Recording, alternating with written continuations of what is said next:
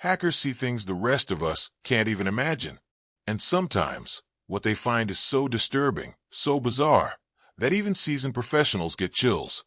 Today, you're about to hear stories that will make you rethink everything you thought you knew about online privacy.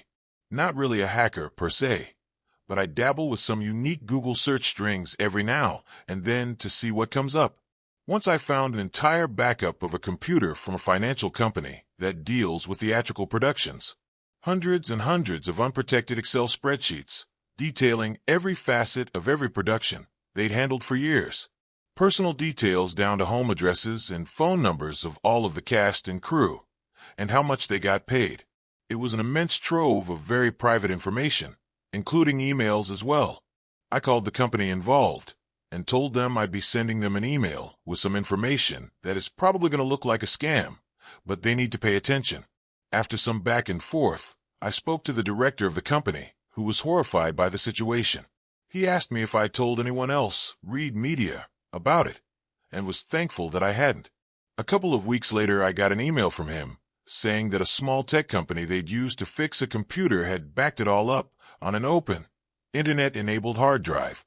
He thanked me and gave me 2 tickets to the opening night of the next production, which my wife and I happily went to, and enjoyed amazing seats and free drinks. It was a good result.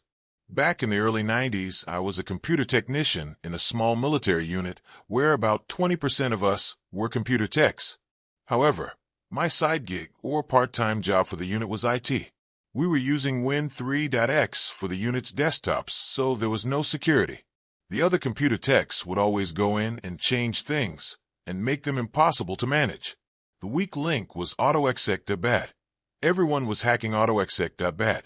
What I did was make a copy of autoexec.bat with 2 different names like our 662T456.bin and x36.bin. Then I hacked MS-DOS so it would load our 662T456.bin instead of autoexec.bat. That took autoexec.bat completely out of the windows in its sequence, but I left autoexec.bat in place as a distraction. That worked well enough, but I knew if they looked around hard enough they would figure out what was going on. So I added one last step in a 662T456 bin to blindly copy x36.bin over top of autoexec.bat. The last step only functioned to confuse them about why none of their changes to autoexec.bat ever took. I am not really a hacker, but I do have a story that fits really well. There's a command in the command prompt on your computer that allows you to send messages to other computers on your network. You open the command prompt and type netsend, then the IP address of the computer you want to send the message to. Whatever you type after the IP address will pop up on their computer in a little window.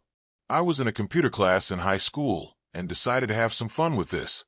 The first 3 numbers in our lab were all the same. Then I would put in a random number between 1 and 50 for the last number. The message I sent was something like this: "This computer is overheating. Turn it off or it will explode." Then I sent it like 30 times to the same IP address. Me and my friends were doing this together, so we were gathered around my computer.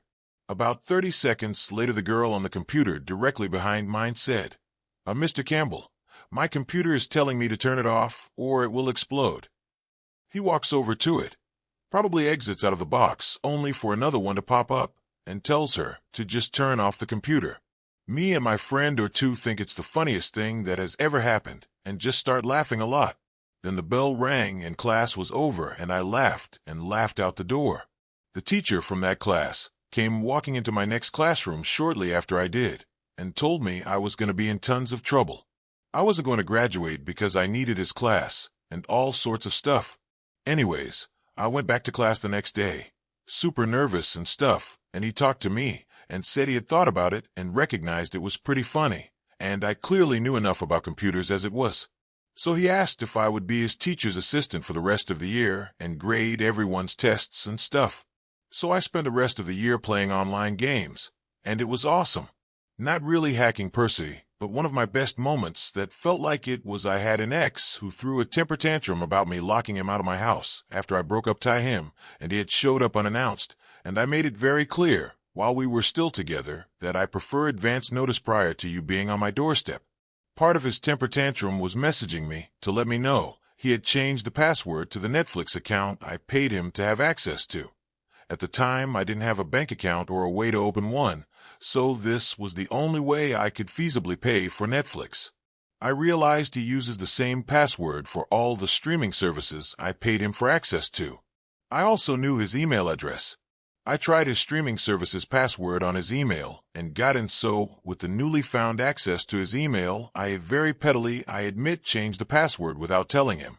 My goal was to inconvenience him, so there would be minimal blowback on me. Motherfucker later went on to borderline stalk me and show up at my mom's funeral very unwanted, and even ignore the boundaries my dad set for him, being there. Fuck you, Justin. Also get better password security. If these stories shocked you even a little, hit that like button and subscribe. And if you want a second part, drop a comment, because trust me, I've got even crazier ones waiting.